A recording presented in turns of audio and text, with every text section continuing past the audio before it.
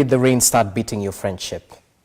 When exactly? It's not friendship, Lily, but we went into a covenant with the president. And the president was here many times, here in this house. Down, beaten, harassed, frustrated, and he would come here for comfort. And my wife would pray for him, and we went a long journey from 2018 all the way to 2022. And I believed him and I trusted him. And since I'm a man of honor, I took his word for what it was. And we agreed many things, but we never wrote anything down. And that is a mistake that I made, that I regret today. And my community, the Mount Kenya people, regret today. But they have forgiven me because William Ruto is very deceptive. To deceive RUTO-GACHAGUA is nothing because he deceived bishops, reverends, pastors, everybody, all of us, our whole community. A very respectable community were deceived by one man. So I fell for it, and we agreed many things. And I went into it blindly. But as soon as we came in, the man changed completely. And all the things we had agreed, he became very arrogant. He said he's president. He said he'll do whatever he wants. And I can tell you where I started finding things are not right is we had agreed on several portfolios for my people because we had agreed, much as I'm a national leader and I'll be your deputy to assist you to manage the affairs of this country, I'll protect the interests of the Mount Kenya people in your government because they have elected you and they give you 47% of the vote. And it was agreeable. And all the things we had agreed in terms of portfolios, interior, agriculture, water, lands, finance, he honored all those things without any reference to them. And I realized he had conned me and the community. So that's when the issue started. That is one of the issues. Okay. Number two, he keeps on saying people are tribal. He has accused me of tribalism. When we were appointing PSs, I asked him, since I was a public servant for a long time, we need institutional memory.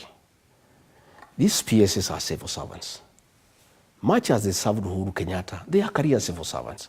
Mr. President, why don't we retain several of them for continuity instead of bringing everybody who is new? He said, no, hiyo watu wa kwende, hiyo ni watu ya Azimio, ni watu ya Uhuru. But there were some PSs who were retained. No, let me explain. Let me explain, that's where I am. He said, wa kwende hiyo watu, staki kuwaona, we'll get our own people, they will learn on the job. I said, Mr. President, we are new, me and you, we have just come. If we have new ministers, we have new PSs, the country must continue. Why, please, from my people, from my community, the region, I have 5-6 people I would like you to retain. And for you, as you can retain what? He said, then we are, okay, he overruled me, I kept quiet. Then we worked on it, and we agreed on the list. And we got all new people, okay? And I went home. All new people? All new people. In agreement between me and him. Okay. I came here. At 7, the list came out. The list had changed. From his community, he retained 5 PSs. From his community, he retained Belio Kipsang, he retained Julius Koril, he retained Kipto, he retained Kimtai, and Dr. Tum. From my region, he retained one guy called Hinga. This is not fair.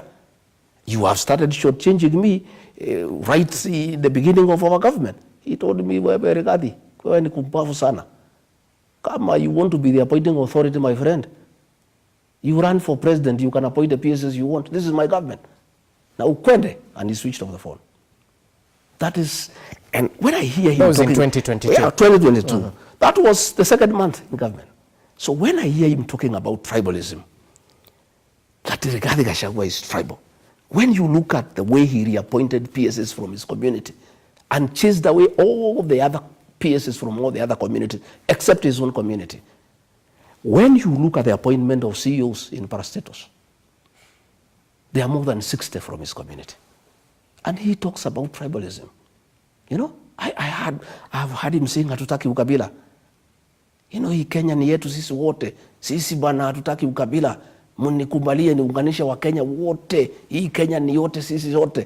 Then more than 60 CEOs of parastatals are from his community. Okay. That is where I just realized things are not what I thought they would be. And when I tried to talk to him, he was very abusive. And I kept quiet because I didn't want to have a fight with him. I just, you know, played along, and we just continued, you know. And then along the way, he started purging people from my community. He wanted to get rid of the Commissioner General of KRI, Mr. Mburu. And I said, no, Mr. President, we agreed with you that one for one. I mean, if you want to change Mburu because he was Uhuru's, you replace him with somebody else. He said, okay, no problem, let him go, we will replace him. When the replacement came, he took me around, he gave it to somebody else from another region, you know, and like that. And then we went to Earth Water, he sacked somebody called Engineer Thoita. Okay. Like that, we went to the sports fund, he removed somebody. With the time I realized that he had, in a very calculated manner, having a purge on my people. And I started now fighting back. And I would face him and say, Mr. President, these people from this region voted for you, 47%. You will not be president without their vote. They are asking me questions that I cannot answer. The issue of pending bills, 900 billion. People came to me to see me. And I saw him, I said, Mr. President, for us to improve circulation of money into the economy, why don't we make the payment of pending bills a priority? Sema hiyo watu ni watu ya Uhuru bwana. Hiyo biashara walifanya kwa Uhuru, waende watafute Uhuru walipe. I said, my brother, that was a government that was legal. It was not an illegal government, even if it was headed by Uhuru Kenyatta. Mm-hmm. The liabilities of government under President Uhuru Kenyatta are our liabilities.